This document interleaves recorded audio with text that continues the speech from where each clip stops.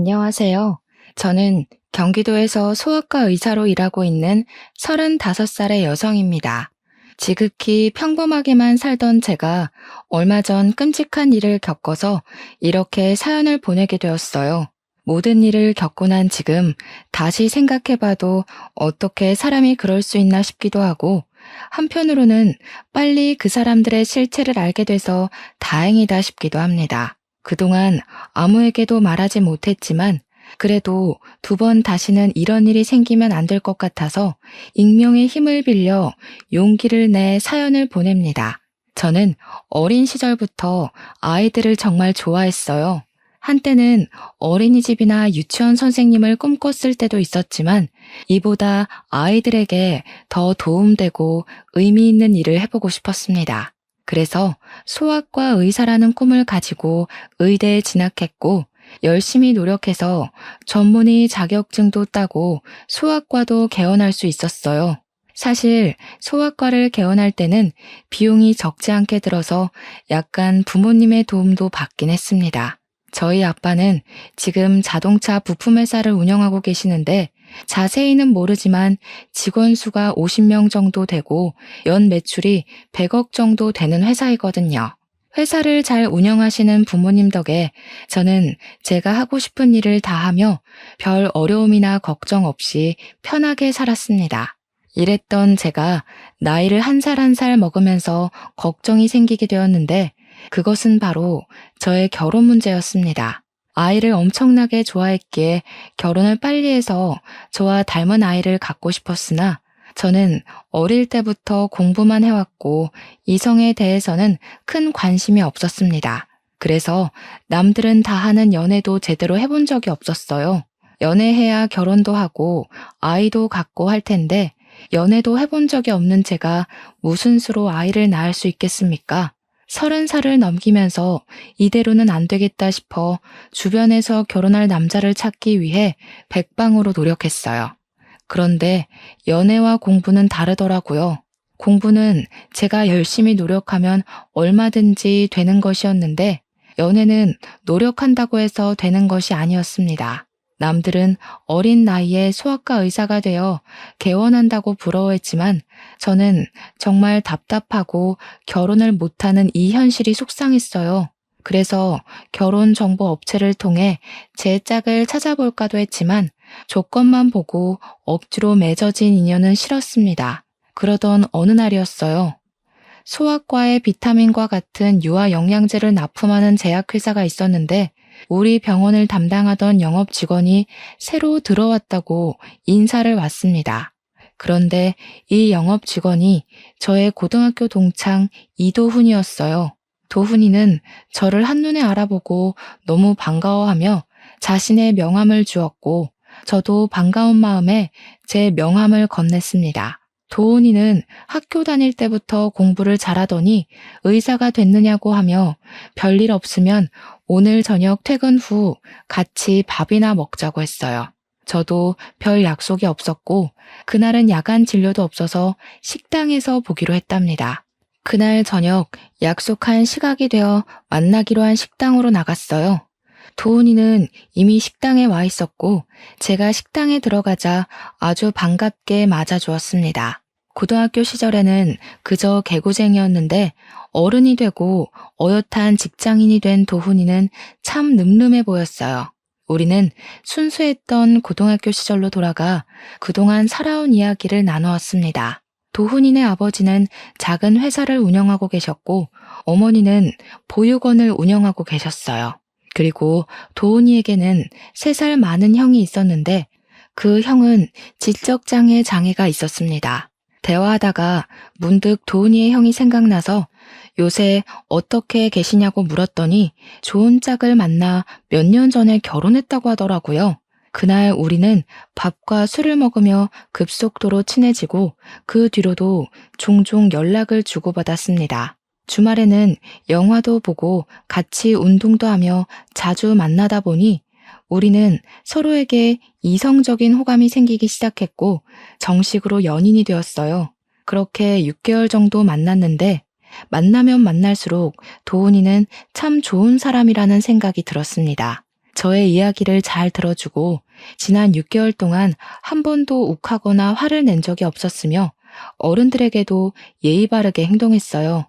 그런 모습을 보니 도훈이가 더 좋아지고 이런 사람과 결혼하고 싶다는 생각까지 하게 되었답니다. 도훈이 역시 저와 같은 생각이었는지 저와 결혼하고 싶다는 이야기를 종종 했고 서로의 마음을 확인한 우리는 결혼을 계획하고 각자의 집에 방문하기로 하였습니다. 먼저 이제는 저의 예비 남편이 된 도훈이가 우리 집에 인사를 드리러 왔어요. 저는 예비 남편에게 빈손으로 오라고 신신당부를 했지만 예비 남편은 그럴 수 없다며 어르신들에게 필요한 영양제에 과일까지 사들고 집에 왔습니다. 부모님은 너무 반가워하시며 제가 나이 먹고 결혼도 못할 줄 알았는데 이렇게 저와 결혼을 결심해줘서 고맙다며 아주 많이 반겨주셨어요.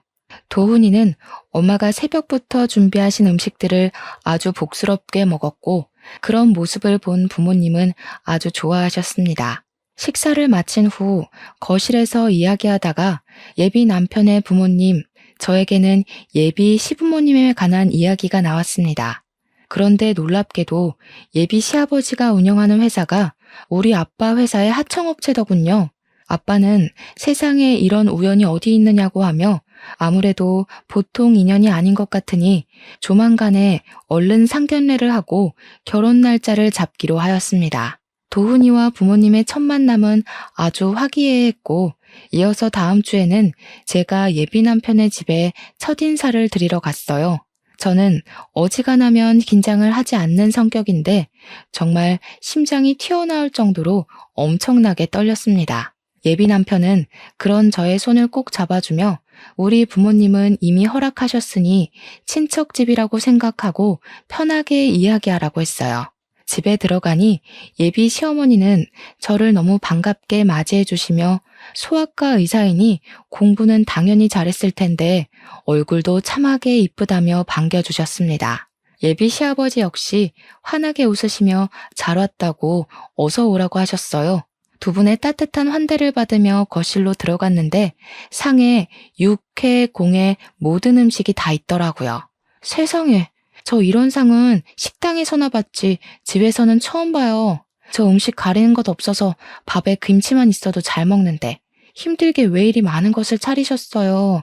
너무 감사합니다. 우리 집 며느리가 될 사람이 처음으로 왔는데 당연히 맛있는 음식으로 대접해야지. 어서 와서 앉아요. 예. 지은아, 네 동서 될 사람 왔는데 왜 이리 꾸물거리니? 빨리 밥 가져오지 못해? 부엌에서는 저의 예비 형님이 땀을 뻘뻘 흘리며 얼굴이 시뻘개져서 허둥지둥 음식을 준비하고 있었습니다. 저는 예비 형님이 당연히 저보다 나이가 많을 줄 알았는데 한눈에 딱 봐도 너무 앳되고 어려 보였어요.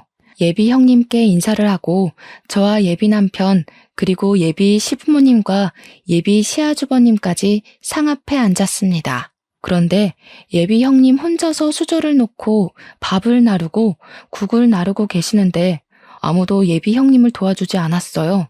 어느 정도였냐면 쟁반에 밥과 국, 수저를 가지고 오면 앉아있는 사람들끼리 상을 차릴 수는 있잖아요. 그런데 예비 남편을 포함한 모든 가족이 그조차도 하지 않아서 예비 형님 혼자 이리저리 다니며 수저를 일일이 다 놓고 밥과 국도 놓더라고요. 이건 아닌 것 같아서 제가 좀 거들려고 자리에서 일어났습니다. 예비 시어머니가 그런 저에게 어디 가느냐고 하시길래 형님 혼자 바빠 보여서 일 좀 거들려고 한다고 했더니 어머니는 굳이 그럴 필요 없다며 오늘 처음으로 온 자리니 그냥 편하게 밥이나 먹고 가라고 하셨어요. 예비 형님은 혼자 너무 힘들어 보이는데 다들 형님을 거들떠보지도 않더라고요. 지금 이런 상황도 이해가 가지 않는데 더 황당한 것은 밥과 국이 다 차려지고 나서도 예비 형님은 자리에 앉지 않고 옆에서 가만히 서서 있었습니다. 형님도 같이 앉아서 식사해요. 저 때문에 음식 다 차리시느라 힘드셨을 텐데 같이 드셔야죠. 쟤는 원래 나중에 먹는단다. 신경 쓰지 말고 어서 먹어. 알겠지? 그리고 지은아, 국이 너무 짜잖니? 너는 살림을 얼마나 했는데 아직도 간 하나 제대로 못 맞추니? 하여튼 뭐 하나 제대로 할 줄 아는 게 없어요. 가서 물이나 떠와. 예비 시어머니는 저한테는 아주 상냥하고 나긋나긋하게 잘 대해주었지만 예비 형님한테는 너무 까칠하고 매섭게 이야기하셨습니다.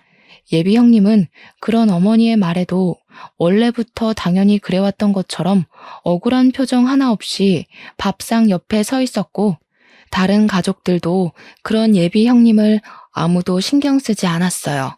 예비 아주버님 역시 마찬가지였습니다. 자신의 부인이 이런 하대를 받고 있는데도 아무렇지 않게 생각하고 밥만 먹고 있더라고요. 이런 모습이 저는 너무 불편하고 이해가 되지 않았습니다. 편하지 않은 식사가 마쳐지고 부엌에 가보니 설거지할 그릇이 정말 많았고 예비 형님은 그 앞에서 한숨을 쉬고 있었어요. 밥도 못 먹고 차리기만 한 형님이 안쓰러워서 주방에서 같이 설거지를 하려고 했습니다. 제가 고무장갑을 끼자 예비 시어머니는 네가 왜 고무장갑을 끼느냐고 하며 이런 일은 지은이 시키면 된다고 하셨어요. 그러면서 어머니는 제 손에 있던 고무장갑을 빼버리고 예비 형님한테 빨리 상 치우고 과일을 내오라고 했습니다. 예비 형님 혼자 상을 다 치운다고 쟁반에 그릇들을 옮기는데 그 누구 하나 도와주지 않고 구경만 하고 있었어요. 이건 정말 아니다 싶어서 제가 조금씩 도우려고 하자 예비 시어머니도 남편도 아무것도 하지 말고 그저 앉아 있으라고 했습니다. 이렇게 예비 형님 혼자 모든 그릇을 다 치우니 이번에는 예비 시아버지가 빨리 과일 좀 내오라고 화를 버럭 내셨고 예비 형님은 예비 시아버지의 호통에 과일을 깎기 시작했어요. 예비 형님 혼자 종종거리며 과일과 차를 내오고 혼자 부엌에 들어갔습니다. 저는 그런 예비 형님이 신경 쓰여서 마음 편히 있을 수가 없었어요.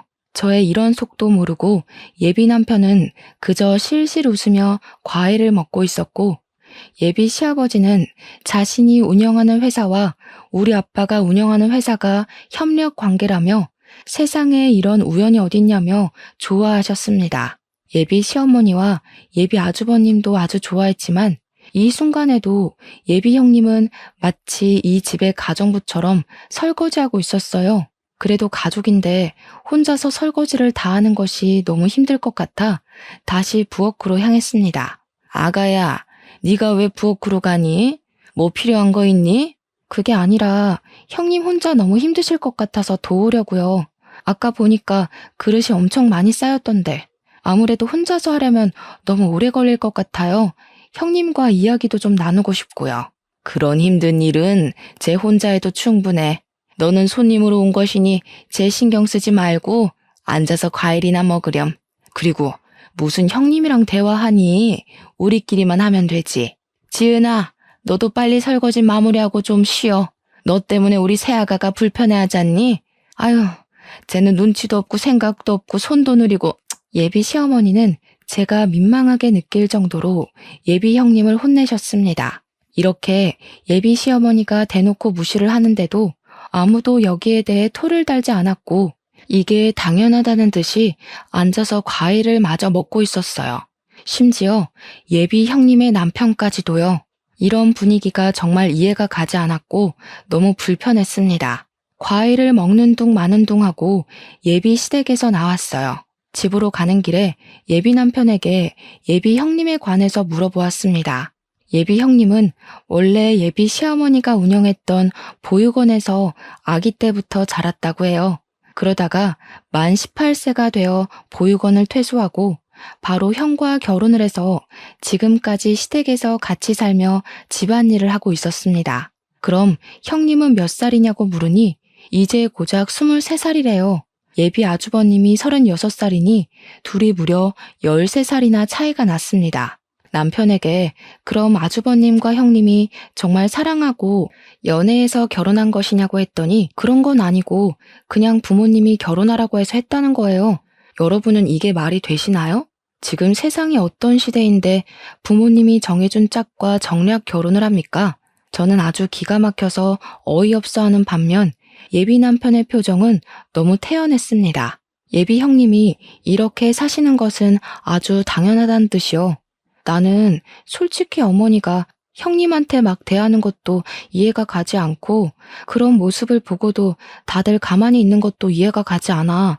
그리고 지금이 어느 시대인데 어머니가 결혼하라고 해서 결혼하고 또 밥상 차린 며느리한테 고생했다는 말은 하지 못할 망정 옆에 서 있으라고 하니?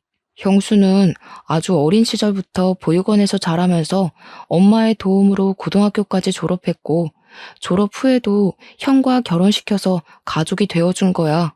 오늘 하루만 본 너는 이해가 안 될 수도 있겠지만 엄마로서는 피 한 방울 섞이지 않은 남에게 학비도 대주고 옷도 입히고 밥도 먹이면서 키운 데다가 가족도 없는 사람에게 가족도 되어줬는데 이 정도 대접은 받아도 되는 거 아니야? 이게 대접이야? 글쎄, 내가 보기에는 형님 그냥 그 집의 가정부이고 하녀 같아 보였어. 차라리 진짜 가정부라면 월급이라도 받지. 형님은 뭐 돈이라도 받니? 난 이 모든 상황이 이해가 가지 않네. 그리고 어머니가 그렇게 한다고 해도 너라도 그렇게 하지 못하게 말렸어야지. 어떻게 그냥 그거를 보고만 있어? 뭘 그렇게 따지고 들어. 어차피 너는 평일에는 매일 병원에서 출근해서 집안이 어떻게 돌아가는지 알지도 못할 텐데. 그냥 형과 형수는 형수의 인생을 살고 나랑 너는 우리끼리의 인생을 살면 되는 거 아니야? 그냥 그러려니 하면 되지. 뭘 그렇게 하나하나 다 따져대냐? 따지는 게 아니라 사람이라면 당연히 이상하다고 생각하는 거 아니야? 길 가는 사람들한테 물어봐. 어머니가 형님한테 하는 대우가 정말 타당한 것인지 말이야. 아주버님은 지금 많이 아프시니까 그런 사리분별이 조금 어려워도 너는 사리분별 올바르게 할 수 있잖아. 이게 지금 옳은 일인 것 같니? 너라도 말리고 형님 편이 되어드려야지. 제가 처음으로 큰 소리를 내자 예비 남편은 마지못해 알겠다고 했습니다. 그날 집에 와서 아무리 생각해봐도 예비 시댁이 이해가 가지 않았고 예비 형님은 어린 나이에 왜 그런 고생을 하고 살고 있는지도 궁금했어요. 저는 부모님께도 제가 예비 시댁에서 본 것들을 그대로 말씀드렸어요. 아무리 며느리라고 해도 그렇지 세상에 그런 대우를 하는 사람들이 어딨냐며 도울 방법을 찾아보라고 했습니다.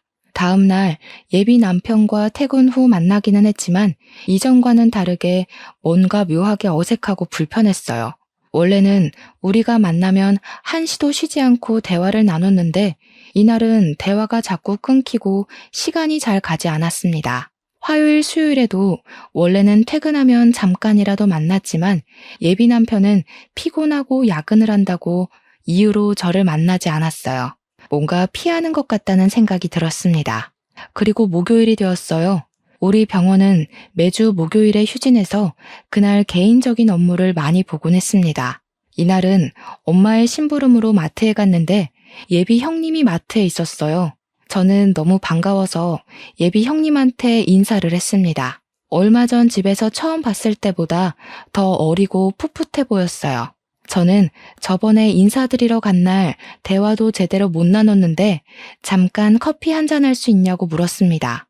예비 형님은 어머니가 친구 집에 놀러 가셔서 괜찮을 것 같다고 했어요. 우리는 근처 카페에서 음료를 주문하고 어색하게 앉아 있었습니다. 저는 예비 형님에게 아주버님과 어떻게 결혼을 했는지 물어보았어요. 예비 형님은 저번에 예비 남편이 말한 대로 보육원에서 자라 어머니를 진짜 엄마로 생각하고 따랐다고 합니다. 그러다 만 18세가 되어 보육원에서 나가야 했는데 어머니가 자기 아들과 결혼하라고 해서 결혼했다고 해요. 저는 아무리 그래도 두 분이 13살이나 차이가 나는데 아주버님이 남자로 보이고 결혼할 마음이 생겼냐고 물었어요.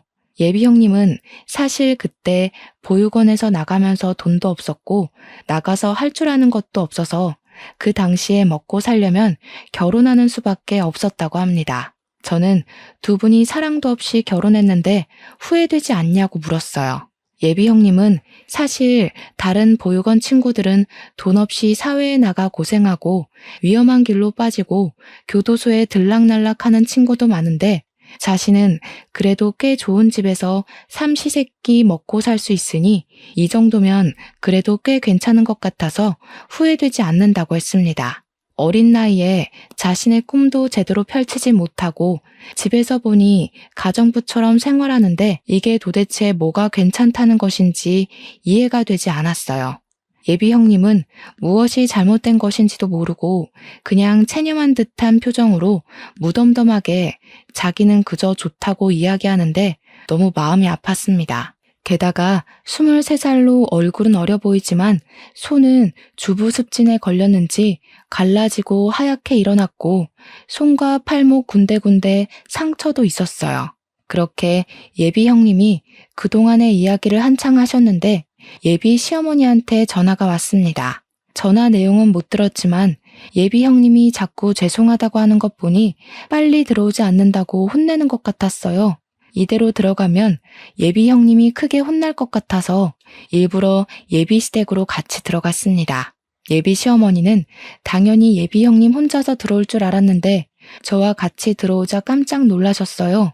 저는 오늘 진료가 없는 날인데 마트 장 보러 갔다가 우연히 만났다고 했습니다. 예비 시어머니는 저에게 얼른 들어오라고 하며 예비 형님에게 마실 거리 좀 내오고 가서 화장실에서 이불 빨래를 하라고 했어요. 제가 집 앞에 세탁소가 있던데 집에서 이불 빨래를 하느냐고 물으니 집에 지은이가 있는데 왜 돈을 들이냐고 했습니다. 예비 시어머니는 예비 형님을 가족이 아닌 그저 가정부로만 보았어요. 저는 이 집에서 예비 형님을 빨리 구해내야겠다고 생각했고 예비 시어머니가 운영하는 보육원의 다른 아이들은 과연 잘 지내고 있을지 궁금했습니다. 직접 제 두 눈으로 아이들을 확인해보고 싶어서 예비 시어머니에게 보육원에 가서 의료봉사를 하겠다고 제안했어요. 의료봉사? 해주면 좋긴 한데 너도 바쁠 텐데 굳이 할 필요 있겠어? 아이들도 50명이나 돼서 혼자서는 힘들 텐데. 50명이면 우리 학교 후배들과 함께 의료봉사 나가면 돼요. 의료봉사하면 다양한 환자들을 접할 수 있어서 의사 후배들한테 도움이 되는 부분이 있거든요. 저도 예전부터 의료봉사 꼭 해보고 싶기도 했고요. 어차피 아이들 건강 상태도 검사해야 할 테니 제가 가서 할게요. 이번 주 일요일에 별일 없는데 보육원에 가도 되죠? 일요일? 그래, 일단 알겠다. 보육원에 말은 해놓으마. 아, 그리고 어머니, 예비 형님이 보육원 출신이라고 들었어요. 그날 예비 형님과 같이 가고 싶은데 그래도 되죠? 지은이는 왜? 지은이는 집에서 일하는 아이다. 굳이 거기까지 같이 갈 필요가 있겠니? 같이 있어봤자 별 도움도 되지 않을 텐데. 아이들은 낯선 사람에 대한 경계가 상당하거든요. 그래서 저 혼자서 진료 보는 것보다는 같이 지냈던 사람이 함께 있으면 더 도움되고 좋을 것 같아요. 그날 예비 형님도 같이 갈 수 있게 허락해 주세요. 예비 시어머니는 예비 형님도 같이 가게 해달라는 말에 매우 당황한 듯 보였지만 제가 거의 조르다시피 하여 허락을 받아냈습니다. 저는 일요일에 예비 시댁에 와서 식구들을 다 태우고 보육원에 가기로 했어요. 다 함께 봉사를 가기로 한 일요일이 되었습니다. 평소에 친하게 지내던 학교 후배들은 바로 보육원으로 출발했고 저는 예비 시댁으로 가서 예비 시어머니와 예비 남편 그리고 예비 형님과 다 같이 보육원으로 향했어요. 예비 남편과 저는 여전히 뭔가 어색했습니다. 보육원에 의사 후배들이 먼저 도착해 있었고 아이들은 운동장에 있었는데 20명 정도밖에 없어 보였어요. 저는 예비 시어머니에게 50명 정도 되는 아이들이 있다고 했는데 왜 이거밖에 없냐고 물었더니 지금 30명 정도는 날이 좋아 소풍을 갔다고 했습니다. 저와 의사 후배들은 바로 조를 짜고 20명의 아이를 분담해서 진료를 시작했어요. 예비 형님은 제 옆에서 아이들의 긴장을 풀어주는 역할을 했고 예비 시어머니와 예비 남편은 보육원 내의 사무실에 들어갔습니다. 진료를 시작했는데 제가 그동안 소아과에서 본 아이들과는 달리 표정이 모두 다 어두웠어요. 원래 아이들은 어른들과는 달라서 아프고 열이 나도 떠들고 장난치는데 보육원에 있는 모든 아이가 눈치 보는 것 같고 뭔가 겁에 질린 표정들이었습니다. 예비 형님이 일부러 아이들에게 말을 걸었지만 다들 저와 후배들을 경계하고 있는 것 같았어요. 묻는 말에 대답도 하지 않고 웃긴 하는데 억지 웃음이었습니다. 아이들의 표정도 상태도 이상했고 제가 분명히 오늘 의료봉사를 한다고 했는데 그 날짜에 맞춰서 절반이나 되는 아이들이 소풍을 갔다는 것도 이상했어요. 다행히 운동장에 있던 아이들은 크게 아픈 곳은 없어 보였습니다. 진료를 마치고 보육원을 둘러보다가 보육원 후문 쪽에 창고 같은 건물이 하나 있었어요. 그곳은 뭐 하는 곳인지 궁금해서 들어가려고 하니 문이 잠겨 있더라고요. 저는 다시 돌아오려다가 무슨 소리가 들리는 것 같아 그 앞에 귀를 대고 서 있으니 보육원 직원이 놀라서 쫓아왔습니다.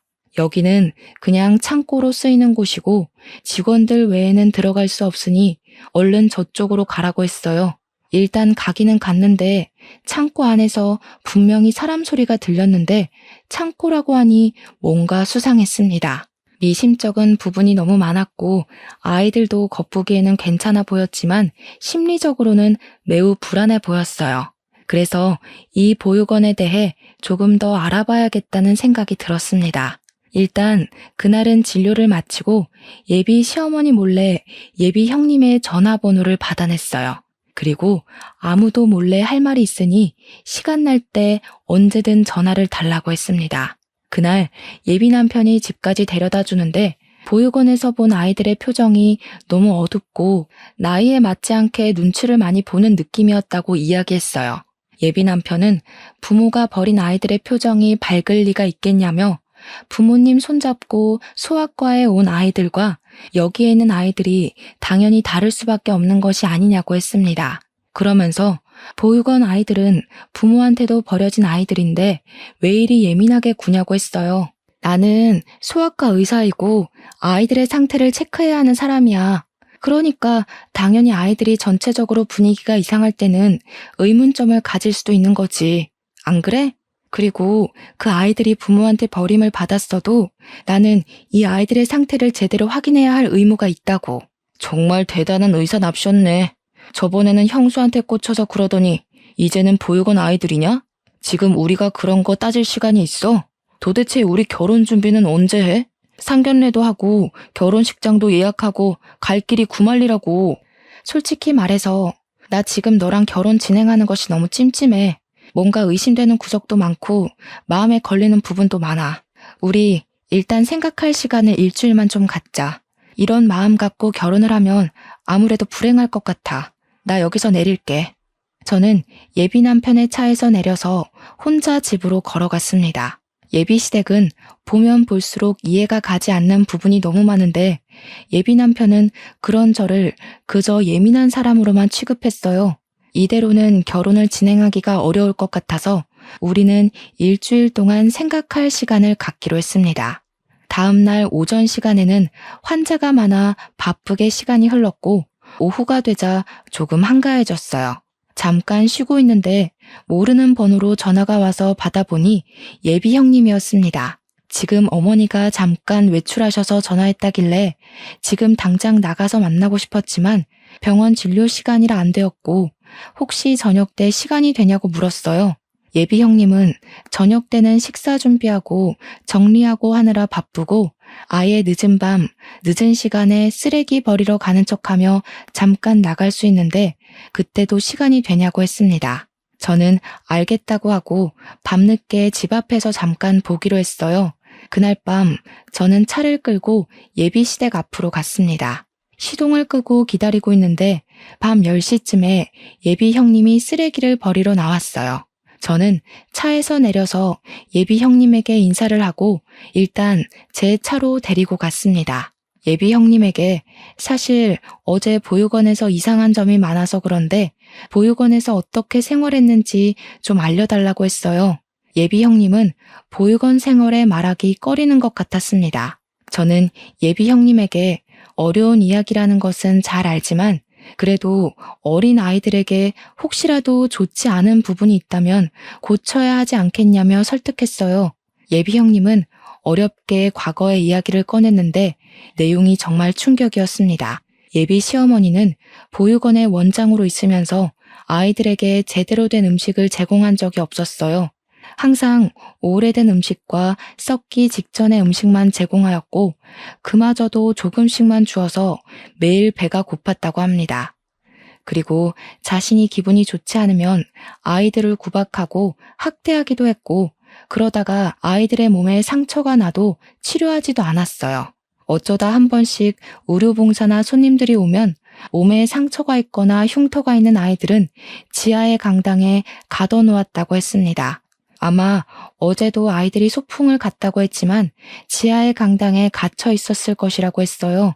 그리고 누가 보육원에 방문하면 무조건 웃고 외부에서 온 사람들과 절대 말 섞지 말라고 교육했다고 합니다. 만약에 웃지 않고 사람들과 쓸데없는 말을 섞다가 들키면 그날 밤 어머니는 아이들을 아주 심하게 구박했대요. 왜 어제 이런 이야기를 제게 하지 않았어요? 어제 알았으면 제가 아이들을 찾아라도 봤을 텐데요. 사실 어머니가 저는 눈치가 빠르다고 하면서 많이 때리지도 않으셨고 예뻐해 주셨어요. 다른 보육원 친구들은 자립금을 얼마 주지도 않고 만 18세가 되어 거의 맨몸으로 쫓겨날 때 저는 이 집으로 시집와서 따뜻하게 삼시세끼 먹고는 있잖아요. 지금 다른 친구들은 길거리에서 생활하고 이미 교도소도 몇 번 들락날락하기도 했어요. 저 그 친구들처럼 이 집에서 내쫓길까봐 두려워요. 제가 본 것들 그냥 입 다물고 모른 척하고 있으면 이 집에서 오래 살 수 있는데 괜히 폭로하면 이 집에서 저 쫓겨난다고요. 그러니 언니 제발 제가 이 집에서 쫓겨나지 않게 그냥 이 모든 사실 모른 척 해주세요. 저 여기서 쫓겨나면 아무 데도 갈 곳이 없어요. 부모님도 없는 저는 세상에 혼자 버려진다고요. 예비 형님의 간절한 부탁에 저는 당장 어찌할 도리가 없었습니다. 저는 일단 예비 형님에게 피해가 가지 않도록 모른 척 하겠다고 하고 헤어졌어요. 그렇게 예비 형님과 헤어지고 집에 왔습니다. 혼자 침대에 누워있는데 보육원에서 겁에 질린 아이들이 떠올랐어요. 그리고 자신을 먹이고 입히고 키워줬다는 이유로 원치도 않은 결혼을 하고 그 집에서 자신의 꿈은 생각조차도 하지 못한 채 가정부처럼 사는 예비 형님을 그냥 둘 수는 없었습니다. 그냥 이대로 있으면 저 역시 범죄를 묵인하는 방관자에 지나지 않는다는 생각이 들었어요. 이를 어찌해야 하나 고민하다가 우연히 달력을 보니 조금 있으면 5월 5일 어린이날이더라고요. 저는 이날 다시 보육원에 들어갈 계획을 세웠습니다. 다음 날 병원 점심시간에 예비 시댁으로 향했어요. 들어가 보니 예비 형님은 청소를 제대로 하지 않아놨다는 이유로 예비 시어머니에게 호되게 혼나고 있었습니다.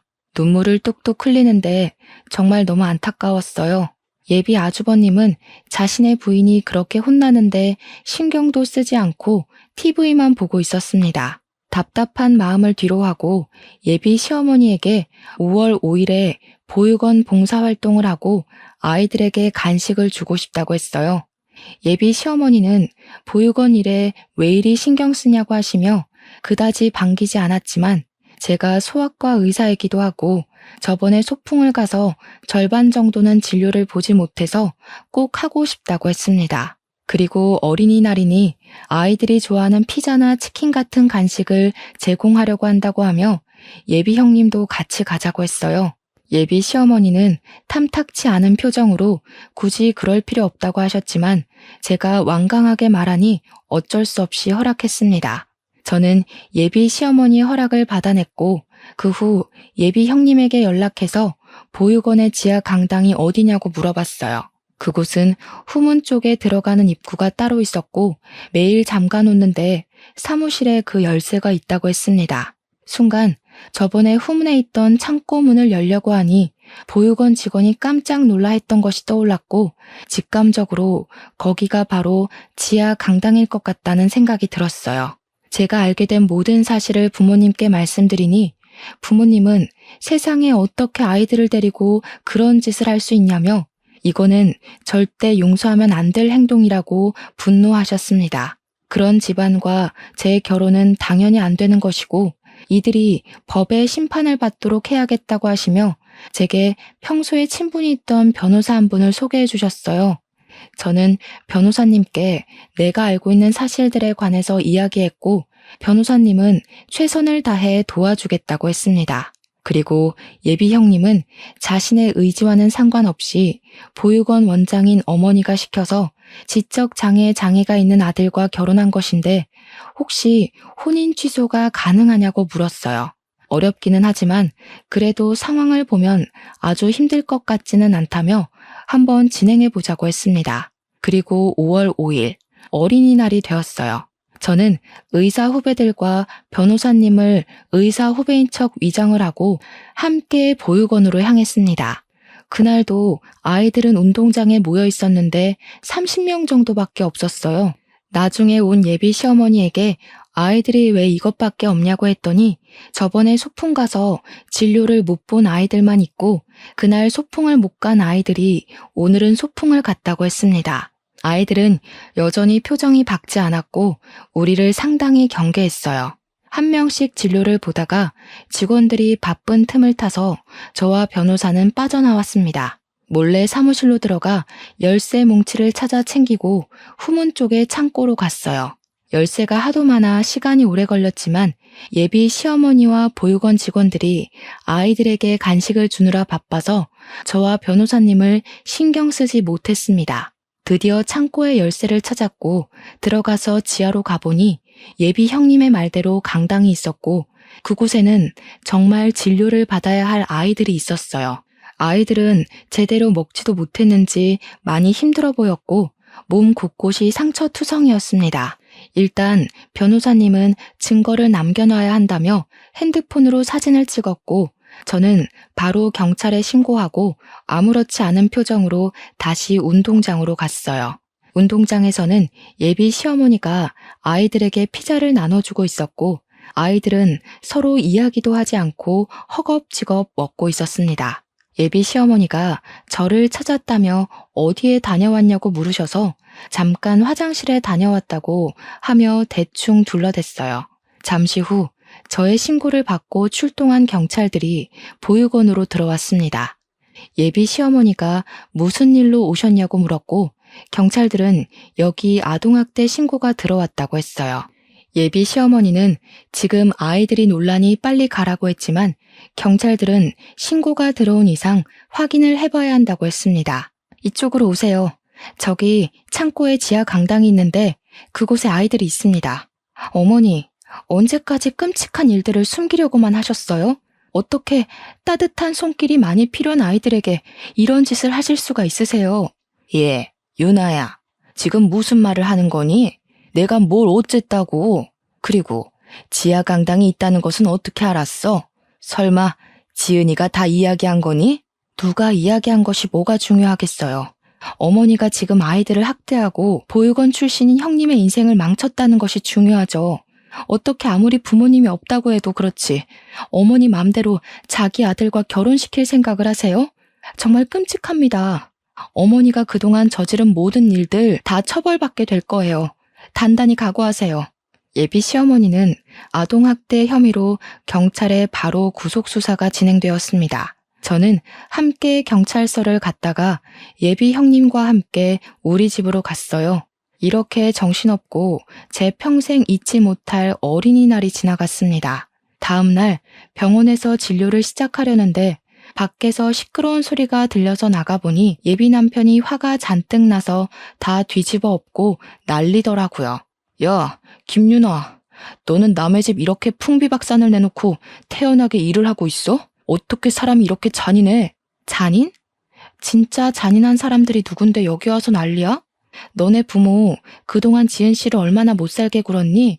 부모 없는 고아라는 이유로 자기들 멋대로 결혼시키고 집에서 가정부처럼 일 시킨 사람들이 어디서 나한테 잔인하대. 너희들은 그냥 너희들이 저지른 일에 대한 벌을 받은 거야, 알겠어? 괜히 여기 와서 화풀이하지 말고 빨리 가. 이게 지금 보자 하니까 그니까 넌 지금 네가 잘했다는 거야? 당연하지. 힘없는 아이들 학대하고 괴롭히는 사람들은 당연히 벌 받아야 하는 거 아니야? 안 그래요, 어머니들? 이때 병원에는 아이들의 어머니들이 정말 많이 계셨습니다. 저와 예비 남편의 대화를 다 들은 어머니들이 웅성대기 시작했고 아이들을 학대한 사람들은 당연히 벌 받아야 한다며 다들 제 말에 적극적으로 동의하셨어요. 예비 남편은 어머니들의 반응에 더는 말을 못 이어나가고 소리 지르며 정신 나간 사람처럼 발광했고 저는 예비 남편을 경찰에 신고했습니다. 결국 예비 남편은 경찰에 끌려나갔고 그게 그의 마지막 모습이었네요. 그 뒤 예비 형님, 아니 지은 씨는 우리 집에서 같이 생활했습니다. 우리 엄마가 해주신 음식을 먹고 저와 같은 방에서 살았는데 평생 혼자 살던 내게 친동생이 생긴 것 같아서 너무 좋았어요. 사실 옛날부터 자매끼리 같이 마시는 음식도 먹고 놀러 다니는 모습을 보면 너무 부러웠거든요. 저도 그런 동생이 생긴 것 같아서 같이 사는 게 즐겁답니다. 지은 씨는 우리 집에서 한 달 정도 쉬고 바로 혼인 취소 소송을 진행했어요. 전 예비 시어머니는 보육원에서 아동학대 혐의로 조사를 받느라 정신없고 지은 씨의 남편은 정신적으로 힘들어서 제대로 된 소송이 어려웠습니다. 그런데 도훈 씨 아버지가 지은 씨 남편의 후견인 자격으로 혼인 취소를 안 시키려고 하는 거예요. 이를 어찌해야 하나 싶어 아빠에게 말씀드렸더니 걱정하지 말라며 방법이 하나 있다고 하셨어요. 현재 도훈이 아버지의 회사가 우리 아빠 회사의 하청업체인데 그쪽 회사 매출의 80%가 우리 아빠 회사와의 거래로 생긴다고 합니다. 따라서 아빠 회사가 거래를 끊어버리면 도훈이 아버지의 회사는 운영이 어려운 상황이었어요. 이러한 점을 이야기하며 아빠는 도훈이의 아버지에게 혼인 취소해주지 않으면 모든 거래를 끊어버리겠다고 했습니다. 결국 도훈이 아버지는 어쩔 수 없이 첫째 아들의 혼인을 취소했고 지은 씨에게 위자료까지 주게 되었어요. 그 뒤로 지은 씨는 우리 집에서 생활하며 아빠 회사의 격리 직원으로 일하고 있습니다. 지은 씨는 이번 일을 겪으면서 자신도 누군가에게 도움이 되는 사람이 되고 싶다며 간호조무사 자격증을 따려고 공부도 열심히 하고 저와 함께 한 달에 한 번은 보육원 봉사활동을 다니고 있어요. 그리고 도훈이의 어머니는 아동학대 혐의가 인정되어 징역 2년에 집행유예 4년을 선고받았답니다. 이번에 이 일을 겪으면서 너무 화가 나기도 하고 어린 아이들이 정말 안타까웠어요. 의지할 곳 하나 없는 어린아이들을 괴롭히고 이용하는 나쁜 사람들이 아직도 세상에 있다는 것이 정말 속상했습니다.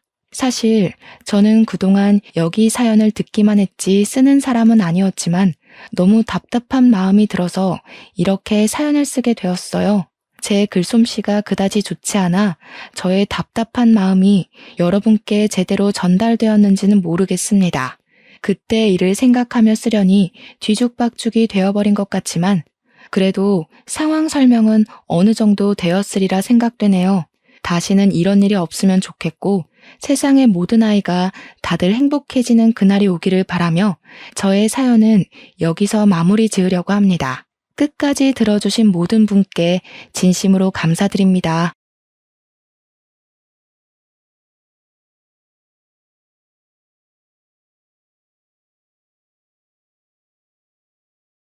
안녕하십니까?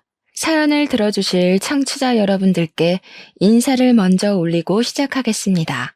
저는 30대 후반에 접어든 여자 사연자로서 평소에 이런 썰들을 좋아해서 자주자주 듣고 즐기고 있었습니다. 그러다가 문득 저에게 있었던 일도 사연으로 한번 올려보면 어떨까 싶어서 이렇게 타이핑을 치기 시작했습니다. 저희 집에 일어난 큰 사건을 한번 재미나게 풀어보도록 하겠습니다. 저희 집에는 이상한 가훈이 하나 존재합니다. 그건 바로 가족들끼리는 모든 걸 나눠야만 한다는 가훈이자 법칙이죠. 그 법을 무시하는 날에는 아주 무시무시한 엄벌이 내려지곤 했습니다. 뭐 말로만 보면 그게 뭐 어때서? 당연한 거 아니야? 하는 생각을 하실지도 모르겠습니다만 실상은 늘 상상 그 이상이었습니다. 우리 아버지께서는 항상 가족들끼리는 콩 한쪽도 나누어야 한다고 하셨고 그 콩 한쪽이라는 게 얼마나 사소한 것인지 알게 된 건 제가 고등학생 때였습니다. 당시에 저를 좋아하던 같은 반 친구가 발렌타인데이 때 저에게 초콜릿을 선물로 주었습니다. 값이 꽤 비싸서 평소에는 사 먹을 수 없는 한 알씩 금박 포장이 된 초콜릿이었습니다. 물론 값도 값이지만 저도 그 친구에게 호감이 있었기 때문에 아껴서 먹으려고 책상 서랍에 꽁꽁 숨겨두고 생각날 때마다 하나씩 꺼내 먹었죠. 그런데 제 여동생이 그 초콜릿을 보고는 저에게 하나만 달라고 졸랐었어요. 저는 당연히 제가 좋아하는 남자애가 준 선물이기에 절대 안 된다고 꺼내 먹을 생각하지 말라고 숫자 세고 있다고 이야기를 했죠. 근데 제 동생은 그게 엄청 먹고 싶었는지 엄마에게 가서 그 초콜릿 하나만 사달라고 조르기 시작한 거예요. 엄마는 귀찮아서 언니한테 하나 달라고 하라고 이야기를 했고요. 동생이 징징거리면서 언니가 안 준다고 했다고 우는 소리를 내니까 아버지께서 방에서 나와서 큰 소리를 치셨습니다. 가족끼리 콩 한 쪽도 나눠 먹어야 하는 것인데 그깟 초콜릿이 뭐라고 동생에게 나눠주지 않는 거냐고요. 제 방으로 들어와서 서랍이란 서랍은 다 뒤지시더니 제가 소리를 지르는데도 그 초콜릿을 찾아서 가족들끼리 나누자고 하시더군요.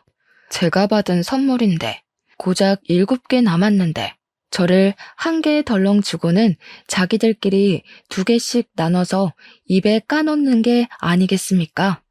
제가 어이가 없어서 막 울었더니 아버지께서 저에게 울그락불그락한 얼굴로 가족끼리 나눠 먹는 게 그렇게 곶감냐고 하시더라고요. 가족들에게 베풀면 나중에 네 복으로 돌아온다고 당당하게 말하시는데 저는 그것도 제 마음에 폭력을 휘두른 것이란 생각이 들었습니다. 마음에 든 멍은 빠질 생각을 하지 못했고 자연스럽게 아버지와 거리를 두게 된 큰 사건이었죠. 저희 아버지는 사업을 하시는 소위 말하는 잘 나가는 사장님이었습니다. 문제는 사업을 해서 넉넉한 부를 축적하는 것과 다르게 돈을 빌리러 온 친척들에게 하염없이 재산을 나눴다는 게 문제였죠. 허구한 날 문지방을 밟으며 돈 좀 빌려달라고 말하는 친척들을 내치지 않는 아버지 때문에 엄마는 피곤해하시고 속상해하셨습니다. 물론 우리 아버지께서 꽤 건실한 사업체를 운영 중이셨기에 가족들이 먹고 사는데 전혀 문제가 없긴 했습니다. 모은 돈으로 건물도 한 채 사서 가지고 계시며 월세를 받고 있기도 했고, 그러니까 엄마도 아버지에게 싫은 소리를 한 번 못 하셨죠. 아버지께서는 어릴 때 정말 가난하게 살아서 온 가족이 힘들었었다며 가족들을 더 이상 고생시키고 싶지 않은 마음에 나누는 거라고 하셨습니다. 어떻게 보면 콩 한 쪽까지도 나눠야 한다는 강박관념에 사로잡혀 사시는 분 같았습니다. 하지만 저는 그게 별로 이해가 가지 않았단 말이죠. 나눠줘봐야 감사한 줄도 모르고 더 줘라, 더 내놔라 하는 강도처럼 굴었거든요. 아무튼 아버지의 친척들은 아버지에게 빌부터 산다 싶을 정도로 큰 돈을 턱턱 빌려가곤 했습니다. 작은 아버지도 그렇고 고모도 그렇고 가족들에게 나눠 살아야지 그 돈 들고 저승 갈 거냐고 웃으면서 말을 하셨습니다. 하도 날강도처럼 뻔뻔하게 굴길래 제가 아버지께 한 번은 속내를 털어놨던 적도 있었습니다. 왜 아빠는 고모며 작은아빠며 그렇게 돈을 퍼다 나르냐고요. 그러니 아버지께서는 할머니 할아버지께서 겨우겨우 모은 전 재산을 돌아가시면서 아버지께 전부 물려주어서 그렇다고 했습니다. 장남이라 재산을 온전히 가졌으니 동생들도 돌봐야 하는 것도 장남의 목 아니겠냐고요. 그러면서 저에게도 여동생에게 많은 걸 나누고 함께 해야 한다고 잔소리를 하셨습니다. 그런데 그 말을 듣고 계시던 엄마가 한숨을 쉬면서 이야기를 하시더라고요. 고작 산 몇 평 받고 빚만 잔뜩 떠넘겼던 주제에 재산을 받았다고 이야기를 할 수 있는 거냐고요. 아버지께서는 다 지난 이야기 해서 뭐하냐고 궁시렁거리시면서 자기가 번 돈으로 가족들에게 나누는 거니까 집안 살림이나 잘 살피라고 하시면서 대화는 마무리되었습니다. 저는 끝까지 그런 아빠의 독불장군 같은 모습이 이해가 가지 않았고 먼 친척까지 챙길 여유가 없었으므로 동생만 잘 챙기자 싶었습니다. 제가 성인이 되어서도 집안의 분위기는 달라진 게 전혀 없었습니다. 제가 회사에서 명절 선물을 받아온다거나 친구들에게 생일 선물을 받아오거나 하물며 제가 제 돈 주고 산 옷까지도 온 가족이 나누는 거라고 돌려 입었습니다. 새로 산 옷을 입고 친구들이랑 놀러 가려고 했는데 제 동생이 입고 있는 걸 봤을 때 얼마나 화가 났던지 하루빨리 독립이라도 해야 하나 싶어서 악착같이 돈을 모으기 시작했습니다. 제가 동생에게 옷을 벗으라고 난리를 치자 아버지께서 동생한테 그것도 양보 못하냐면서 화를 내셨거든요. 진짜 너무너무 스트레스를 받았지만 이 집에 살고 있는 동안에는 절대 바뀌지 않을 법칙이라 생각하며 제 속을 달래야 했습니다. 대학을 졸업하고 열심히 취업 준비를 했지만 그저 그런 중소기업에 취직을 하게 되었습니다. 취업이라는 게 아무리 노력을 해봐도 제가 가고 싶은 대기업에 가기엔 턱없이 부족하더라고요. 중소기업에서 버는 월급이야 너무나도 빤했지만 그마저도 아버지께서 나눠야 한다고 할까봐 월급까지 속여가며 일을 하고 있었습니다. 착실하게 적금을 부으면서 돈이 모이면 무조건 집부터 얻어야겠다 하는 마음으로 버티고 있었는데 어느 날 아버지께서 그러시더라고요. 가족끼리 따로 사는 건 절대로 용납할 수 없는 일이라고. 결혼 전까지는 무조건 같이 살아야 한다고 말이죠. 제가 그런 법이 어디 있냐, 출퇴근도 힘들고 하니 원룸 얻어서 나가 살겠다고 했더니 죽어도 안 된다고 하시는 겁니다. 결국 저에게 이 집에서 탈출할 수 있는 유일한 구멍은 결혼밖에 없다는 결론이 나오게 되었습니다. 29살이 된 저는 생필품 하나까지도 감시를 하시는 아버지 때문에 탈모가 생길 지경까지 이르렀고 결국 결혼에 대한 환상을 품게 되었습니다. 어떤 인간을 만나서 결혼을 하던지 콩 한 쪽도 나눠야 한다는 아버지보다야 당연히 낫지 않겠냐. 그런 인간만 만나지 말자가 목표가 되었습니다. 그러던 도중 같은 회사 지인의 소개로 한 남자를 만나게 되었습니다. 소개팅 자리에 워낙 관심도 많고 하는 마음으로 나갔는데 의외로 괜찮은 사람이 나온 겁니다. 생긴 것 저처럼 중소기업에 다니고 있긴 했지만 성과급이 꽤 높은 회사라 실수령 자체는 괜찮은 사람이었죠. 아무래도 결혼이 목표이다 보니 가볍게 즐길 연애 깐깐하게 조건을 따지게 되었습니다. 상대방 남자는 저에게 첫눈에 반했다고 하면서 간이고 쓸개고 다 빼어줄 것처럼 굴길래 저도 점점 마음이 가기 시작했습니다. 이 집을 탈출할 수 있다는 생각에 이 남자의 단점은 보이지도 않았습니다. 8개월을 만나다가 마음을 완전히 열고 집에서 나가고 싶은 마음에 있다고 솔직하게 말을 했죠. 그러자 그 사람은 저에게 아무런 문제가 될 것이 없다며 저의 마음을 지지해 주었습니다. 자기 나이 32살에 모은 돈이 7천만 원 정도 있다며 신혼집은 작은 집 대출을 받아서 입주하면 충분하지 않겠냐고 결혼을 하자고 하더라고요. 약간 멋이 없는 프로포즈이긴 했지만 저도 모아둔 돈이 6천만 원 정도 1억 3 가능하지 않겠나 싶습니다. 결혼을 하기로 약속을 나눈 뒤 우리 집에 먼저 인사를 드리러 가기로 말을 마쳤습니다. 제가 아버지에게 넌지시 소개를 시켜드릴 사람이 있다고 이야기를 드렸더니 아버지께서 아주 깜짝 놀라시더라고요. 제가 그동안 연애를 하는 티라도 냈으면 그러려니 하셨겠지만 전혀 티도 내지 않다가 운을 띄웠으니까요. 저에게 결혼할 거니? 아직 나이가 29살밖에 먹지 않았는데 천천히 해도 되지 않겠니? 라고 하셨습니다. 제 목표가 뚜렷하게 이 집을 탈출하는 것인데 천천히 하는 게 말이나 되는 소리입니까? 아니라고 빨리 결혼하고 싶다고 솔직하게 말했습니다. 주말에 인사를 드리러 올 예정이라고 이야기를 하고 주말이 되자 예비 신랑이 집에 양소다. 그래 예상과는 달리 저희 아버지께서 상당히 탐탁하게 얼마나 만났다고? 고작 8개월 보고 결혼을 한다는 거야? 아직 만난 지 얼마 되지도 않았는데 왜 이렇게 서둘러서 결혼을 하려고 해? 은근히 서운해하는 눈치까지 보이니까 괜히 제 마음이 불편하더라고요.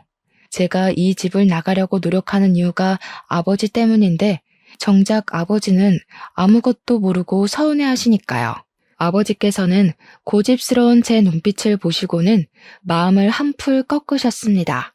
가족이 되는 거고 우리 가족끼리는 콩 한쪽도 나눠 먹는 그게 우리 집 가훈이라고 이야기를 하셨죠. 가요.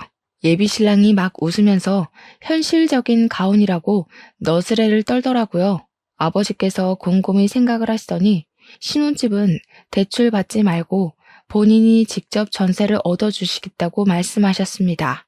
예비 신랑이랑 저랑은 집 대출 알아보면서 생각보다 높은 금리에 걱정이 이만저만이 아니었는데 오히려 잘 됐다 싶었습니다. 집은 아버지께서 해주시기로 했으니까 우리가 모은 돈으로 혼수하고 결혼식 준비를 하면 딱 맞겠다 싶었던 거죠.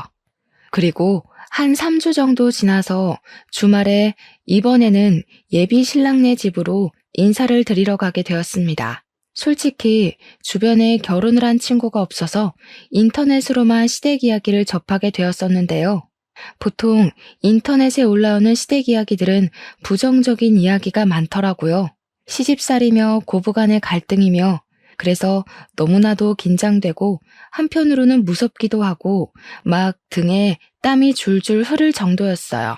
아무튼 시댁에 딱 들어갔는데 예비 시모가 저를 보자마자 너무 반가워하시면서 우리 아들이랑 결혼한다고? 너무 고맙고 축하해 라고 말하셨습니다. 이제 한 가족이 되는 거니까 서로 서운해하지 말고 아끼고 사랑하면서 잘 지내보자고 하시면서 저를 꼭 안아주셨어요. 제가 얼떨떨하게 있자 우리 가족은 서로 화합하는 걸 중요하게 생각하니까 서운하거나 무슨 일 있으면 바로바로 말해달라고 하셨습니다. 화사하게 웃으면서 이야기를 하시는데 와, 나 진짜 너무 좋은 사람을 만났구나 하고 감사함까지 생기더라고요. 시모 얼굴이 정말 곱고 엄청 선하게 생긴 이미지여서 저는 너무너무 좋다고 앞으로 잘 지내고 싶다고 인사를 드렸어요. 시댁에서 밥을 먹는 내내 잘 챙겨주시기도 했고 걱정했던 10월드랑은 거리가 멀어서 다행이다 싶었습니다. 상견례 날짜를 잡고 양가 가족들이 만나게 되었는데 제가 긴장했던 것과 달리 분위기도 너무 훈훈하고 좋았습니다. 아버지께서도 잘 키운 딸 시집 보낸다는 느낌으로 인자하게 시댁 식구들을 맞이하셨고 어머니도 평소에 잔소리가 많은 분이시지만 그날만큼은 제 자랑을 하시더라고요. 시부모도 우리 부모님께 딸아이 곱게 키워주셔서 감사하다고 집안 식구로 맞이해서 잘 보살피겠다고 하셨고요. 팔뚝에 막 소름이 돋긴 했지만 결혼해서 잘 살 수 있겠구나 하는 확신이 드는 자리이기도 했습니다. 그렇게 남편과 저는 연애를 시작한 지 10개월 만에 결혼을 하게 되었고 양가의 만남 이후 결혼식도 빠르게 진행되었습니다. 신혼집은 아버지께서 해주셨고 혼수는 둘이 발품 팔아 구했습니다. 그렇게 결혼식까지 무사히 치르게 되었습니다. 문제는 결혼을 하고 나서부터 시작이 되었습니다. 처음에는 잘 몰랐던 부분인데 결혼을 하면 보이게 되는 부분이 있잖아요. 같이 살기 시작한 이후에 보이는 단점들이 보이기 시작하는데 남편이 엄청나게 게으른 사람이었던 거죠. 회사에 출근하는 것조차 우는 소리가 없으면 못하는 사람처럼 아침부터 엄청나게 징징거리면서 출근을 했어요. 더 자고 싶다. 누워있고 싶다. 양치하기 귀찮다. 누가 시켜줬으면 좋겠다. 나 대신 일할 사람 없나? 툭하면 이런 말을 반복했습니다. 저는 진절머리가 났죠. 그런데 남편이 되도 않는 말을 하는 게 이게 끝이 아니었습니다. 나는 사업가 체질인 것 같은데 그냥 사업을 시작해볼까? 장인처럼 사업하면 잘할 수 있을 것 같은데 하면서 은근히 퇴사하고 싶다는 의견을 피력했고요. 물론 제가 그때마다 못 들은 척 그냥 넘어갔지만 하루 종일 사업 타령을 하며 허튼 소리를 하니 그건 또 그것대로 피곤하더라고요. 제가 결국에는 남편에게 2세 계획을 생각하면 안정적인 직장에 남아있는 것이 낫지 않겠냐고 몇 번이나 진지하게 이야기를 했습니다. 그러니까 남편이 하는 말이 어차피 집도 장인이 줘서 대출 갚을 것도 없고 결혼 자금 모았던 것도 거의 다 남아있지 않냐고 하더라고요. 고정적인 수입은 저에게 있으니 문제될 것이 하나도 없다고 말을 하는 겁니다. 거기다가 둘이 모은 돈 1억 3천만 원 중 결혼식 비용, 혼수 비용 빼고 9천만 원 정도가 남아 있었는데 그 돈으로 사업하면 충분하지 않겠냐고 하더라고요. 저는 당연히 남편을 말렸죠. 지금 집도 좁은 집인데 나중에 아이가 태어나면 그 돈 보태서 큰 집으로 이사를 가야 하지 않겠냐고요. 남편은 입을 삐죽이면서 제 말에 따로 반박을 하진 못했죠. 물론 그렇다고 사업에 대한 마음을 접었다는 건 절대 아닙니다. 그날 이후로 매일같이 남편은 저에게 회사에서 너무 힘들다, 과장이 잔소리한다, 부장이 결제를 해주지 않고 다시 해오라고 한다 하면서 투정을 부리기 시작했어요. 제 피를 말려서라도 퇴사를 해야겠다는 목표를 잡은 것인지 결혼한 지 3개월 만에 남편의 징징거림에 짜증이 막 솟구치더라고요. 제가 든든한 방패막이 남편을 얻은 건지 3살 먹은 아이를 얻은 건지 헷갈릴 지경이었죠. 더 큰 산은 바로 시댁이었습니다. 남편이 시댁에 가서 회사 그만두고 싶다, 사업을 한번 해봤으면 좋겠다 하면서 장황하게 별 볼 일 없는 사업 계획을 포장해서 말했더라고요. 근데 남편의 사업 아이템이라는 게 이렇다 할 아이디어가 있는 것도 아니었거든요. 그냥 중국에서 저렴한 홈카메라 같은 걸 사와서 국내에서 라벨링만 새로 해서 펫 전용 홈카메라로 둔갑해서 팔겠다는 거였어요. 또 허튼 소리 시작했다 싶어서 가만히 있었는데 시댁에서 글쎄 아이디어가 너무 좋은 것 같다면서 한번 해보라고 부추기는 거예요. 제가 놀래서 정색을 하고 시댁 식구들에게 저거 해서 얼마나 벌겠냐고 그냥 회사 다니는 게 최고라고 이야기를 했죠. 그런데 시모가 전혀 예상치 못한 답변을 하셨습니다. 우리 아들이 스트레스를 받아서 죽겠다는데 너는 내조를 더 열심히 할 생각을 해야지. 갑자기 저를 확 흘겨보면서 이야기를 하시는데 결혼 전에 봤던 인자한 시모는 제 앞에 없더라고요. 저도 순간 짜증이 나서 지금 이렇게 말리는 게 내조하는 거라고, 그리고 맞벌이 부부 사이에 아내가 남편 내조해야 된다는 법이 어디 있냐고 대들었죠. 그러니까 시모가 갑자기 기가 차다는 듯이 우리 아들 밥은 잘 챙겨주고 있는 거 맞냐고, 우리 아들 살이 쏙 빠졌다고 하면서 혀를 끌끌 차더라고요. 언제는 서로 서운한 일 만들지 말고 잘 살아보자고 그러더니 저도 기가 차더라고요. 다른 내용은 싹 무시하고 사업은 절대 안 된다고, 이런 걸로는 먹고 살기 힘들다고 이야기를 하고 마무리를 했죠. 아니, 마무리를 했다고 생각을 했죠. 사업 타령한 지 6개월쯤 지나서 남편이 대뜸 자기 사표를 냈다고 이야기를 하는 겁니다. 제가 미친 거 아니냐고 갑자기 사표를 던지고 오는 게 어디 있냐고 하니까 남편이 한숨 푹 쉬면서 회사에서 일이 있었다고 하더라고요. 거래처 대금 정산을 하느라 전표를 관리하는데 금액에 큰 구멍이 생겼다는 겁니다. 과장이랑 같이 목욕탕을 가고 회사 돈으로 비싼 밥을 사 먹고 했는데 영수증을 따로 챙기지 못한 게 한두 건인 줄 알았더니 엄청나게 많았던 거죠. 뻔뻔한 남편은 회사에서 잘리기 전에 먼저 실업급여라도 신청해 보려고 사표를 냈다고 이야기를 하더라고요. 제가 기가 막혀서 지금 회사 돈을 가지고 네 돈처럼 막 썼다고 이야기하는 거냐고 하니까 입을 꾹 다물고만 있었습니다. 미친 거 아니냐고, 회사에서 소송이라도 들어오면 어떻게 할 거냐고 하니까 그니까 사표 내는 걸로 마무리했다고 하면서 오히려 큰 소리를 내는 겁니다. 진짜 속이 터져나갈 것 같아서 사표 내놓고 실업급여는 어떻게 받을 거냐고 하니까 눈만 멀뚱멀뚱 뜨더라고요. 그러면서 뭐라는 줄 아세요?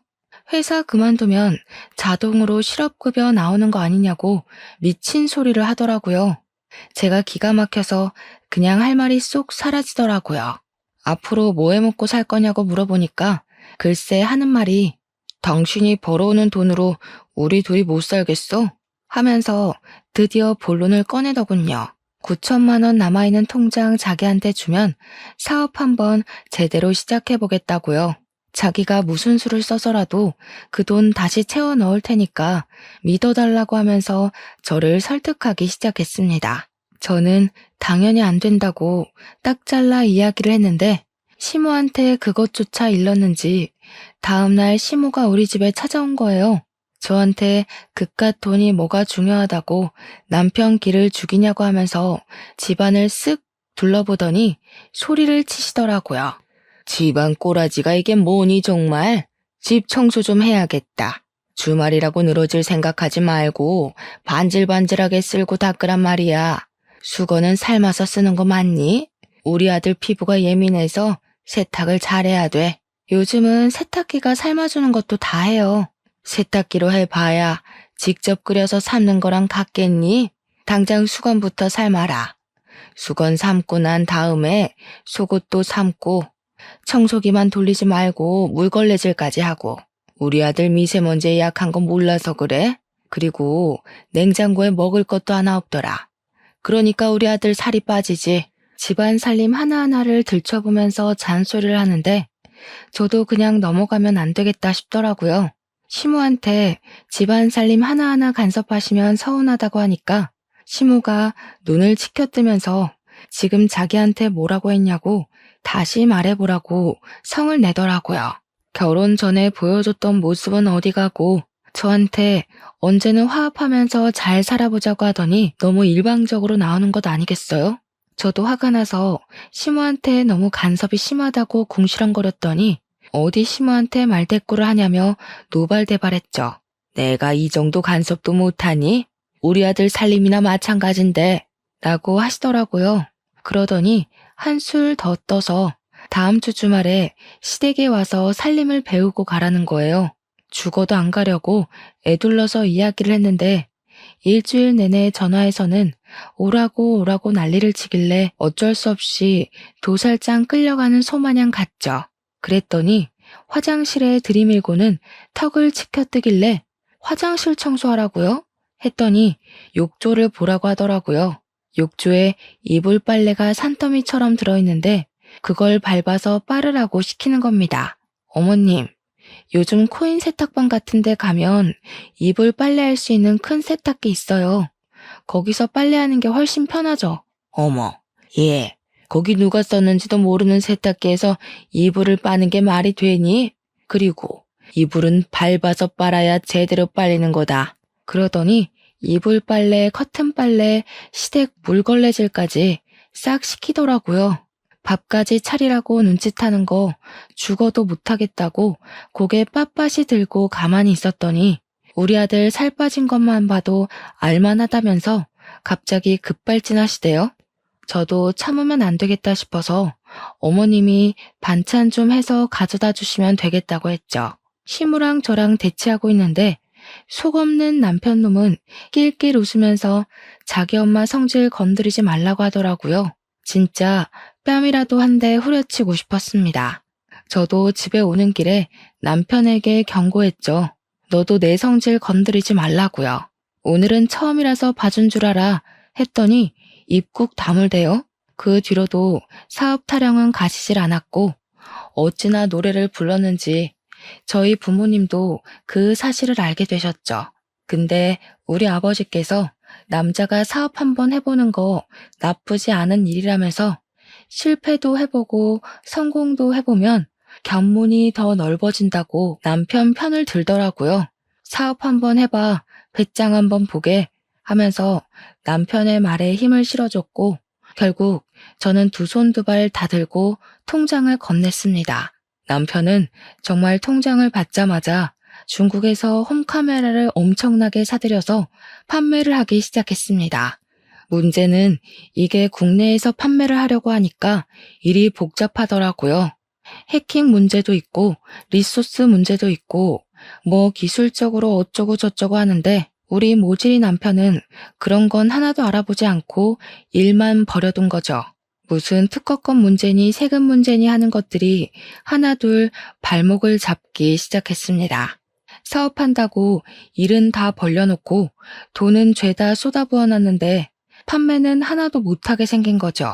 이게 또 국내 휴대폰 어플이랑 연동이 되어야 하는데 중국 제품이다 보니까 호환도 안 되고 온통 중국어로만 설명이 되어 있고 게다가 그 어플을 만든 업체가 고객 정보도 빼가고 해킹도 하고 아무튼 문제가 많은 곳이었던 겁니다. 재고는 빌려둔 창고에 잔뜩 쌓여 있는데 창고 사용료도 어마어마한 거 아시죠? 결국 남편은 한 대도 팔아보지 못하고 물건을 처분해야 했습니다. 공짜로 주변에 뿌리고 팔리지 않으니까 중고 마켓에 나눔을 하기도 하고요. 그게 사업하겠다고 난리를 친 지 3개월 만에 벌어진 일이었고, 큰 돈을 탕진한 남편에게 이제 정신 차렸으면 재빨리 취업 준비하라고 했습니다. 그랬더니 남편이 뻔뻔하게도 장인도 실패 한 번쯤은 해봐야 하는 거라 안 했냐면서 다른 사업을 생각해 둔 게 있대요. 제발 정신 좀 차리라고, 네가 잃은 돈을 생각하라고, 우리 재산에 사업을 또 하는 게 말이 되냐 말렸습니다. 그랬더니 이 모질이 남편이 또 시모한테 졸졸 가서 고자질을 한 거죠.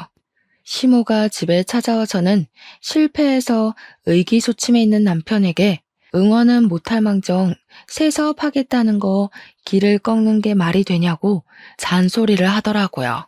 왜 우리 애 길을 죽이고 그래요? 애 현실 시모 버전이었습니다. 저에게 삿대질을 하며 이야기를 하길래 열이 받아서 저도 한 소리 했죠. 어머님, 이 사람 애도 아니고 나이 30 중반이나 처먹고 지금 얼마를 해먹은지 아세요? 너 지금 너희 집 잘 산다고 우리 집 무시하니? 우리 집에서 집 턱턱 해주고 그랬으면 우리 아들 무시도 안 했겠지. 여기서 갑자기 집 이야기가 왜 나와요? 네가 우리 아들 기죽이고 주도권 잡으려고 일부러 네 명의로 집 산 거잖아. 우리 아버지께서 해주신 집인데 당연히 제 명의로 해야 하는 거 아닌가요? 신혼집 할 때 시댁에서 100만 원이라도 보탰으면 제가 1% 정도는 공동 명의로 해줬겠죠. 집 산다고 할 때는 고맙다고 낼름 받아먹더니 왜 저한테 공동 명의 운운하세요? 굉장히 어이없는 거 아시죠? 시모가 무슨 할 말이 더 있겠습니까? 그냥 콧김만 뿜으면서 씩씩거리다가 집으로 돌아가셨죠.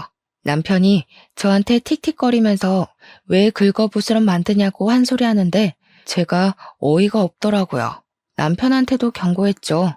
긁어부스럼 만든 게 누군데 내 앞에서 그런 소리를 하냐고. 이 집의 부스럼은 너라고요.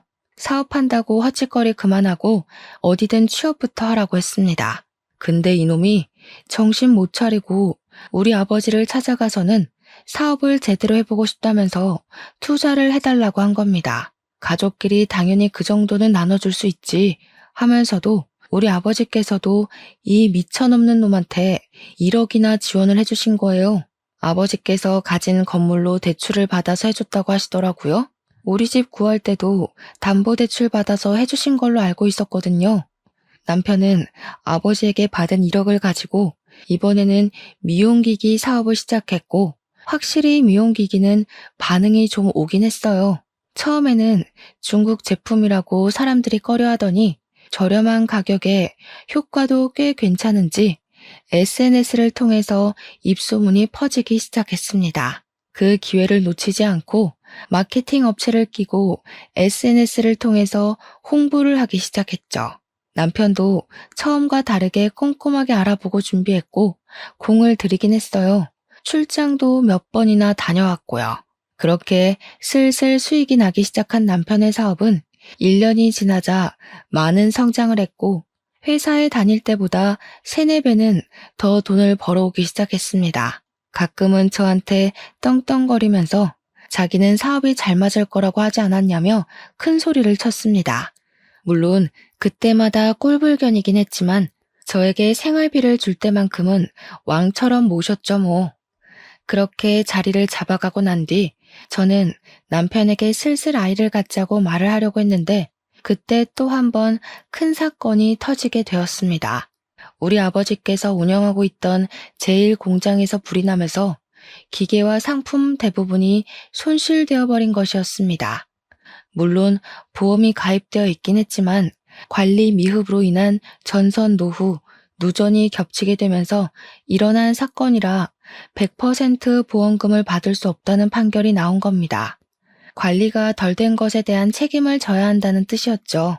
일부러 보험금을 노리고 이 지경이 될 때까지 내버려 둔 거 아니냐면서 보험사에서는 보험금 지급을 거부했습니다. 정해진 날짜까지 물건을 납품도 해야 하는데 공장은 죄다 불탔으니 물건을 맞출 수도 없고 미리 성금을 받은 것도 뱉어내야 하는 마당에 위약금까지 물어야 했습니다.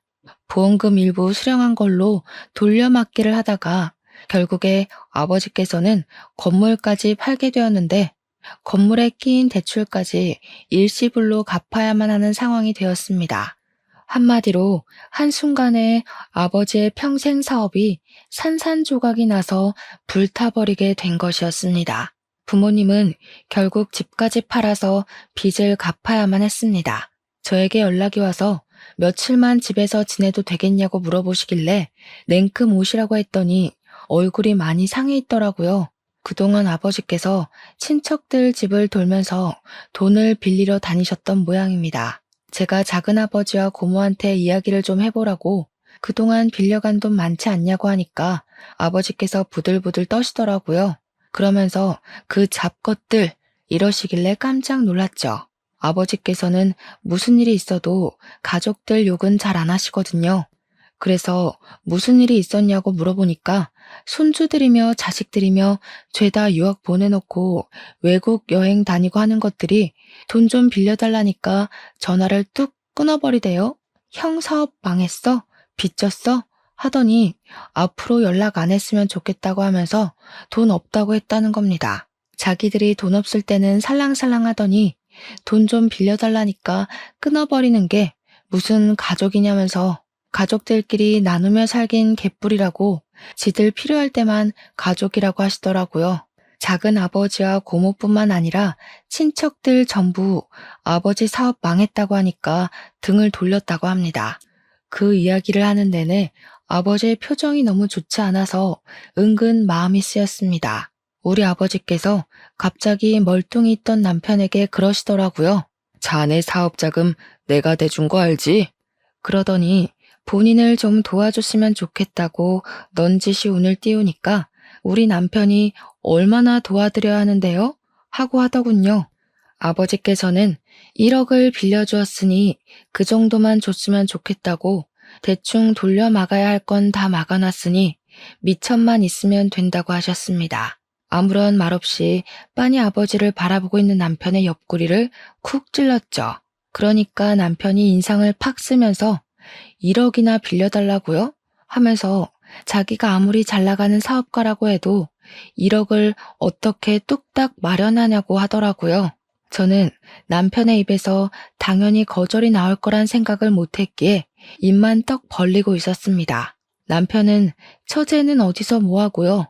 하면서 자기가 5천만 원까지는 내일까지 알아볼 테니까 불편하게 집에서 그러지 말고 돈 줄 테니 숙박업소 가 계세요 하는 겁니다. 아니, 멀쩡한 집 놔두고 밖에서 자라는 건 무슨 소리입니까? 저는 놀래서 무슨 소리를 하는 거냐고, 우리 작은 방에서 주무시면 되지 않겠냐고 남편에게 이악 물고 이야기를 했습니다. 그러니 남편이 뭐라는 줄 아세요? 작은 방에 자기 사업 계획서랑 자료가 다 있는데 뭘 믿고 장인 장모를 거기에 모시냐는 겁니다. 우리 아버지를 쓱 보면서 장인이 자기 사업 아이디어라도 훔쳐가거나 자기 거래처에 무슨 짓을 할 줄 알고 믿냐고.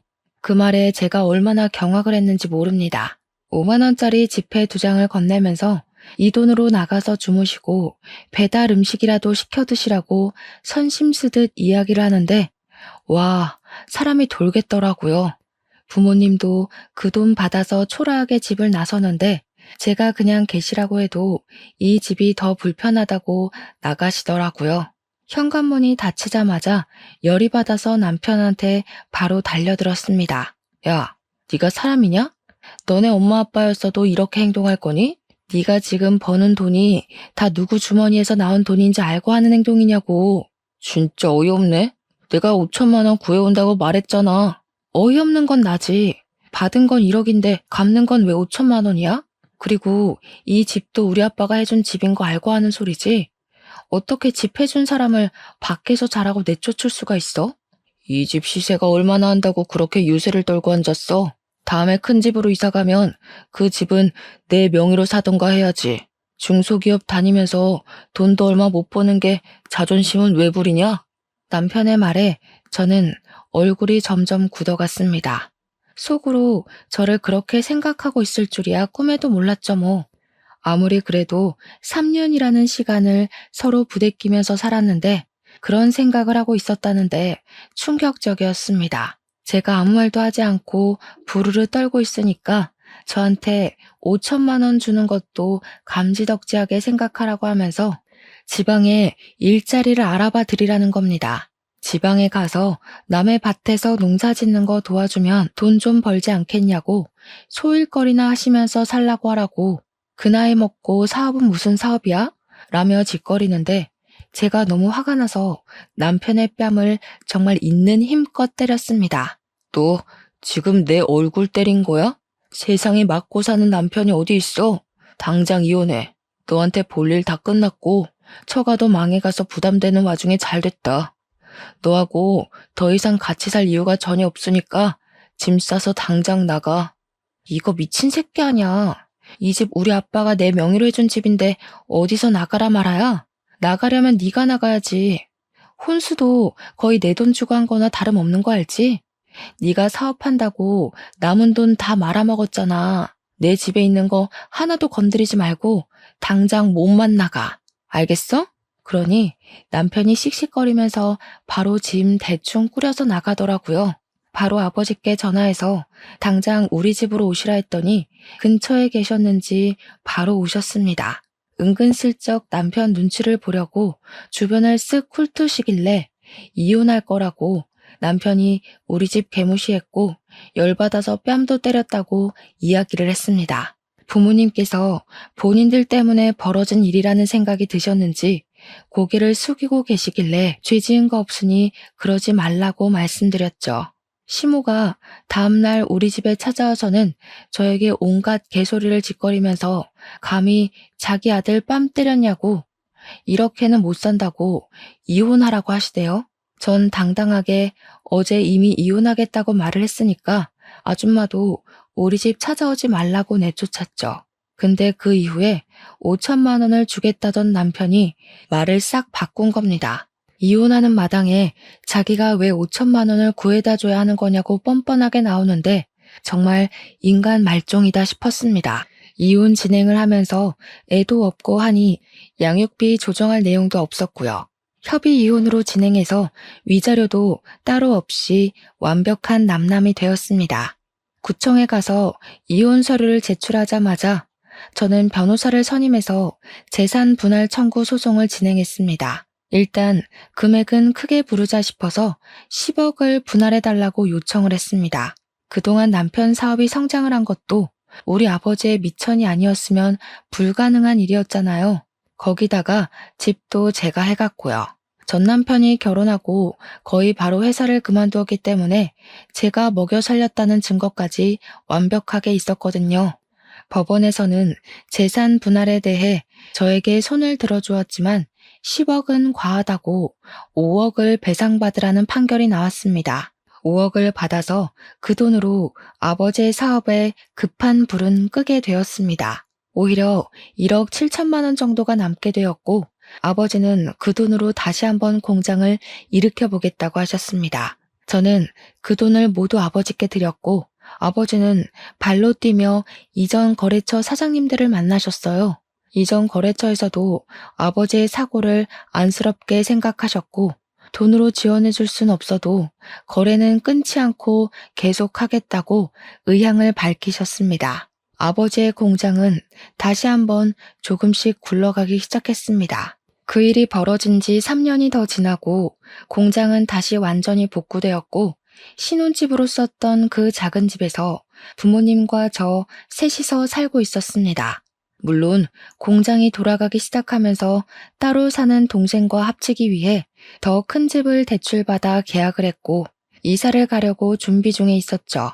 전 남편과 이혼한 이후에 하루라도 빨리 이 집을 떠나고 싶다는 생각도 한몫했고요. 짐을 다 싸놓고 이사 준비를 하고 있던 어느 날 초인종 소리가 들리길래 확인도 하지 않고 문을 열었습니다. 당연히 여동생이 찾아왔을 거라 생각해서 문을 열었는데 전 남편이 초췌한 얼굴로 서 있는 겁니다. 저는 싸늘하게 여긴 왜 왔냐고 당장 꺼지라고 말하니까 제 손을 덥석 잡더니 한 번만 도와달라고 하면서 묻지도 않은 자기 근황 이야기를 줄줄 읊더군요. 저랑 이혼을 하고 나서도 한동안은 잘 먹고 잘 살다가 회사에서 직원으로 일하던 여자를 만나서 약혼도 하고 결혼 준비를 하던 와중에 사기를 맞았다고 하더라고요. 남편의 사업장에서 회계 쪽 일을 하던 여자였는데 공금 횡령을 하면서 교묘하게 돈을 들고 날랐다더군요. 돈을 들고 나른 것까지야 꾸역꾸역 괜찮았는데 국세청에서 집중 감사가 나오면서 횡령의 세금 누락까지 다 까발려졌다네요. 그 소식에 거래처들은 갑자기 끊기고 세금 폭탄에 벌금까지 맞고 사업장은 순식간에 빚더미에 올랐다고 합니다. 돈에 돌지 않으니 직원들 월급이 밀리는 건 당연한 수순이고 노동청 신고까지 들어가서 조사를 받았다는군요. 오죽하면 술을 하도 마셔서 간에 무리가 오는 바람에 황달에서 벗어날 수 없다고 저한테 한 번만 살려달래요.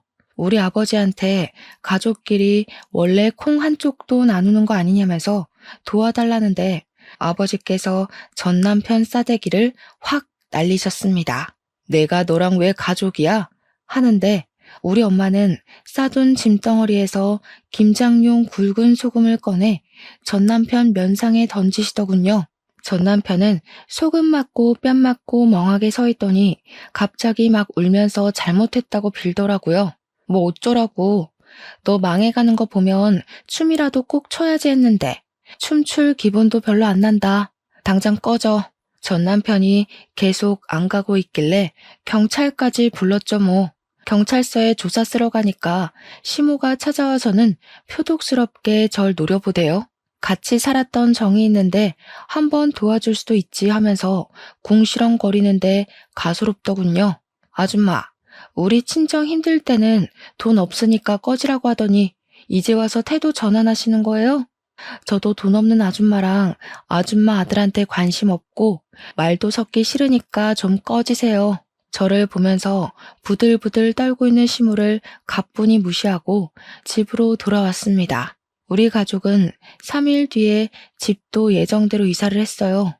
간혹가다 이전 집 주소로 우편물이나 택배 배송이 가는 일이 있어서 물건 찾으러 양해를 구하고 살던 집에 찾아가니 집주인이 말해주더라고요. 어떤 남자가 몇 번이나 집에 찾아와서 경찰에 신고를 했었다고요. 전 남편이 제가 이사 간 걸 모르고 찾아간 것 같더라고요. 이혼하고 휴대폰 번호도 바꾸고 집도 이사를 갔으니 이제 더 이상 볼 일 없겠죠. 전 남편이 평생 속죄하면서 살 수 있게 최악으로 살았으면 좋겠어요. 저의 사연은 여기까지입니다. 들어주셔서 감사해요.